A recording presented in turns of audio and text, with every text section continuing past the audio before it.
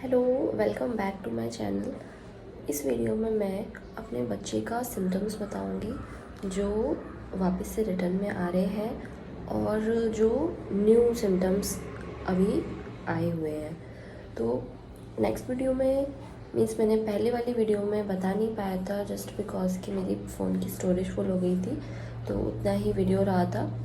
अभी नेक्स्ट उसी का एक पार्ट बना रही हूँ जिसमें मैं अपने बेटे का सिम्टम्स शेयर करूँगी कि उसके ऐसे कौन कौन से सिम्टम्स वापस आ रहे हैं, जो पहले थे और जो नहीं थे पहले वो भी अभी आ रहे हैं। बिहेवियर्स में चेंजेस आ रहे हैं। तो इसके पीछे का रीज़न मुझे क्लियरली समझ आ गया है कि ये सिर्फ़ और सिर्फ रूटीन की वजह से ऐसा हुआ है।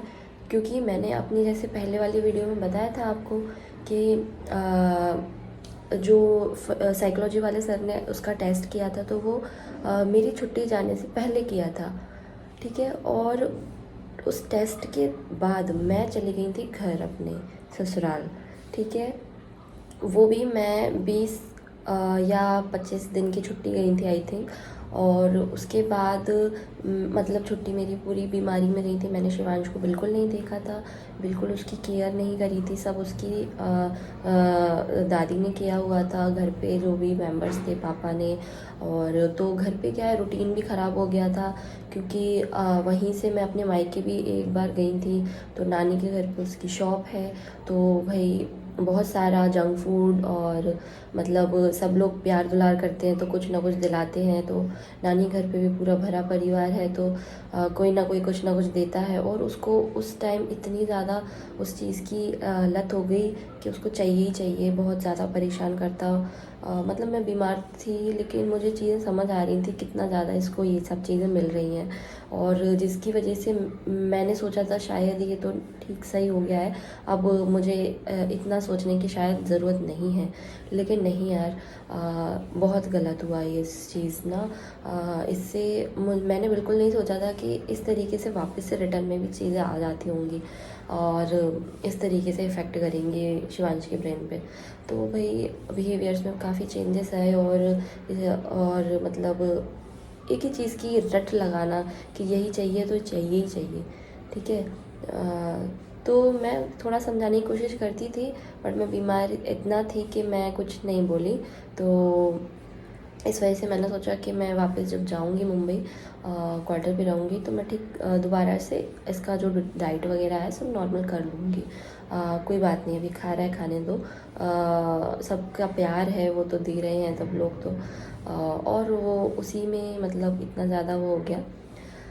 तो जैसे चिल्लाना ज़्यादा आ गया, बिहेवियर में चेंजेस आ रहे हैं, जैसे स्वीट ज़्यादा मिल रहा है और बाहर की चीज़ें पैकेट चिप्स वगैरह की चीज़ें मिल रही हैं। एक नहीं देगा तो दूसरा दे देगा, इस तरीके से रो रो के मांगना। तो मेरे हस्बैंड भी उस टाइम ध्यान नहीं दे पाते थे, तो कुछ ये तरीके का रीज़न हो गया। तो मैं इस रीज़न से समझ गई कि कहाँ गलती हुई है मुझसे। तो वही कि देखो मैं बीमार हो गई, मैंने अपने बच्चे पे बिल्कुल ध्यान ही नहीं दिया। यहाँ आने के बाद भी इतना नहीं ध्यान दे पाती।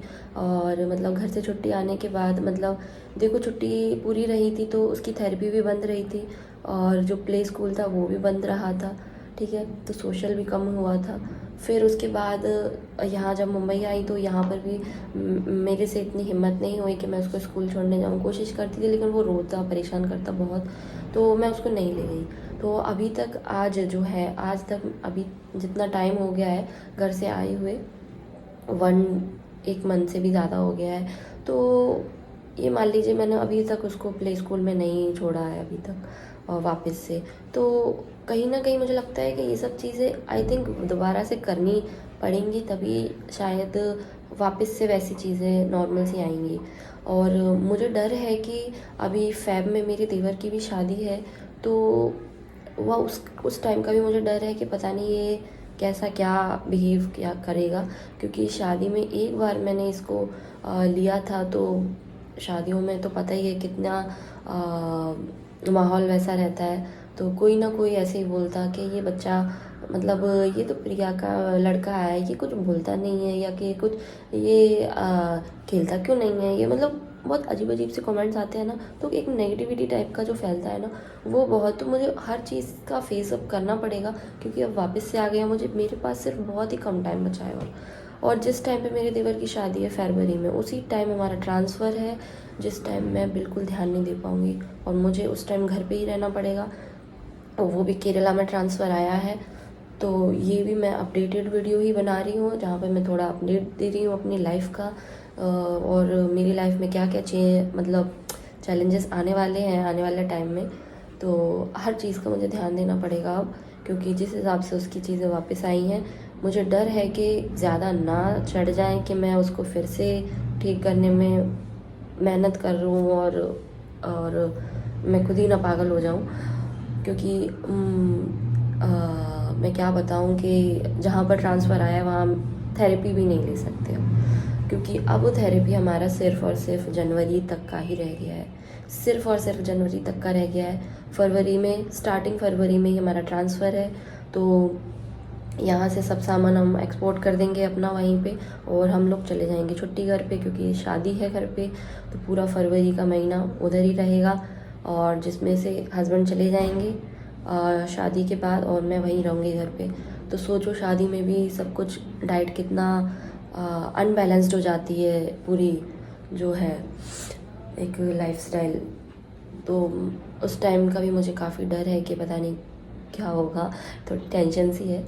चलिए ये अपडेटेड था कि मुझे अपना लाइफ का थोड़ा सा अपडेट देना था कि किस किस फेजेस से अब मैं गुजरूँगी, और बाद में जब केरला पहुँचूँगी तो मुझे वहाँ जाकर भी इतनी जल्दी टाइम नहीं मिलेगा ना, मेरे को वीडियो बनाने का टाइम मिलेगा। तब भी मेरे ख्याल से मुझे पता है कि उस टाइम भी मैं वीडियोस नहीं बना पाऊँगी।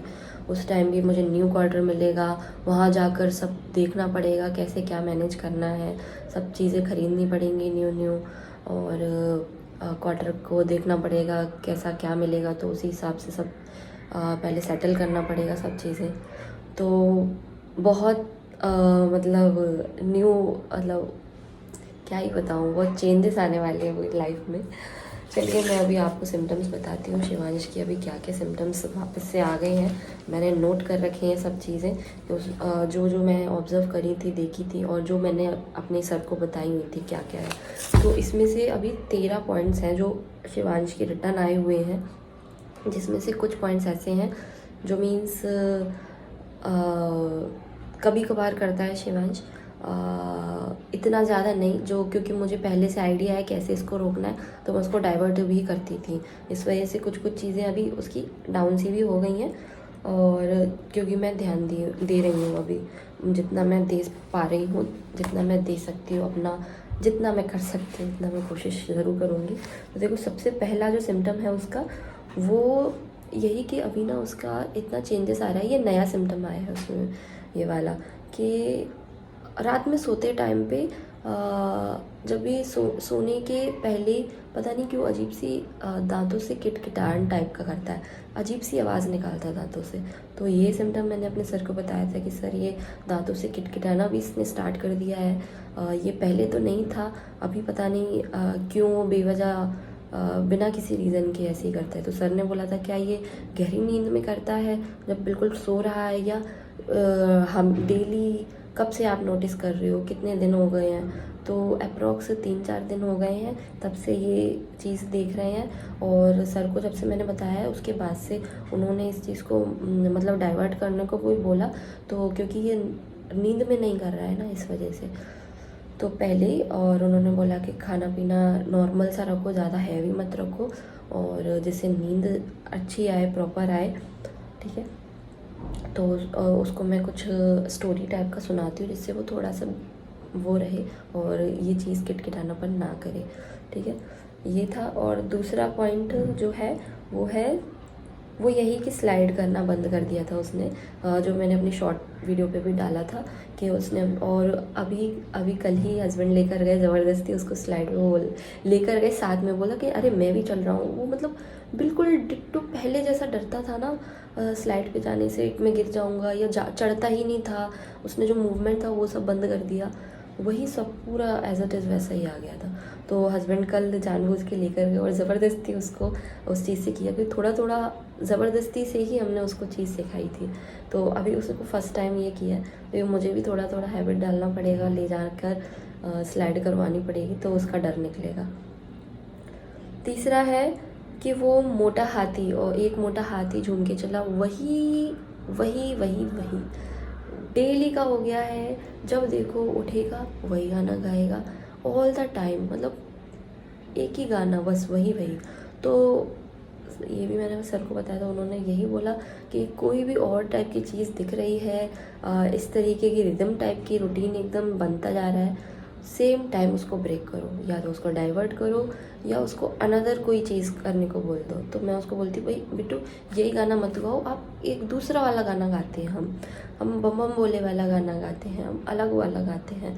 उसको जब भी ये रिदम बन रही है तो मैं उसको करती हूँ। अब मेरे से भी ज़्यादा नहीं बोला जा रहा है अभी। और नेक्स्ट जो पॉइंट है वो फोर्थ वाला, वो है कि उसका आई कॉर्नर, हाँ आई कॉर्नर वाला वापस से आ गया है।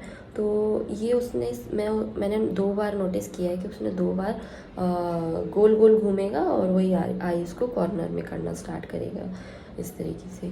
तो ये भी मैंने 2 बार नोटिस किया है, उसके बाद से मैंने इतना तो नहीं देखा है, बट ये भी आई थिंक निकल ही जाएगा। फिफ्थ है सोशल इंटरेक्शन उसका बिल्कुल पुअर है, बिल्कुल पुअर है भाई, बिल्कुल नहीं आता है। सिक्स्थ है एक रूटीन, जैसे रात में कार रख के, हाँ एक ही रूटीन को फॉलो करना।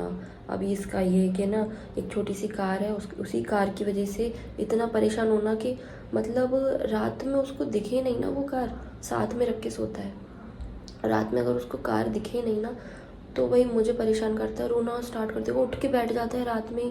मैं उसकी कार ढूंढूंगी भाई बेड पे, ले भाई ये ले, तो आप पकड़ अपनी कार, सो जा।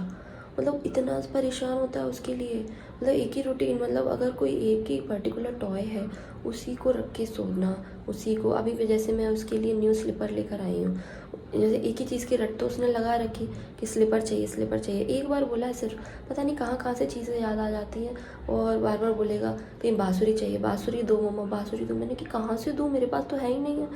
मतलब ऐसी टाइप की मतलब वो हो रही है। फिर कभी कभार मुझे स्ट्रिक्ट भी बनना पड़ता है क्योंकि मेरा माइंड इतना फ्रस्ट्रेट हो जाता है। आई नो कि मैं आप लोगों को मोटिवेशन देती हूँ, लेकिन इस टाइम मैं खुद वो हो रही हूँ क्योंकि मेरी खुद की तबीयत अभी बिल्कुल ठीक नहीं है, मैं नहीं झेल पा रही हूँ अभी। मैं एक पागल टाइप का, मतलब जो क्या बोलूँ मैं, दिमाग इतना वो हो रहा है ना कि झूम रहा है बच्चे से ही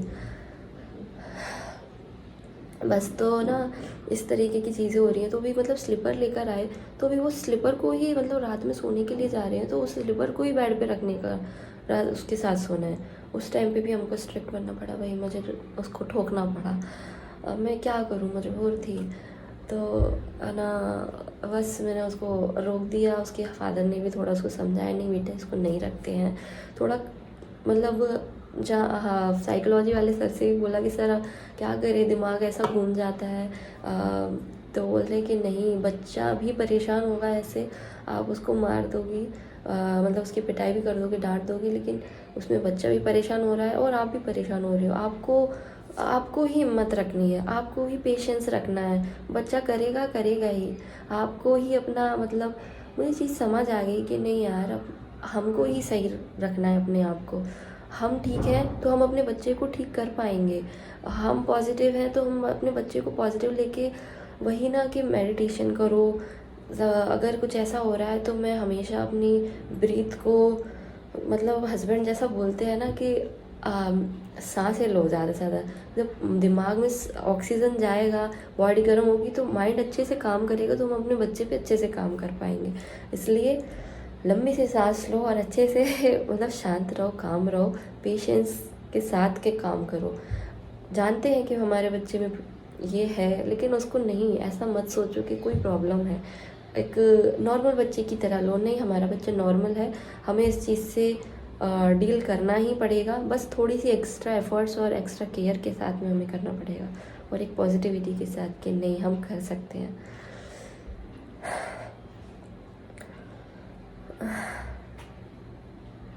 मुझे तो फीवर सा आ रहा है, मुझे चक्कर से आ रहे हैं। 7 पॉइंट है। जल्दी से मैं पॉइंट्स ख़त्म करूँ। सिम्टम्स 13 पॉइंट्स हैं।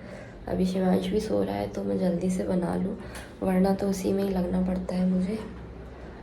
7 है, वेटिंग टाइम नहीं है। अपनी अपनी रखना, बोलना, अपनी अपनी बोलना। हाँ, हर चीज़ में अपनी अपनी बोलना, दूसरे की सुनना ही नहीं।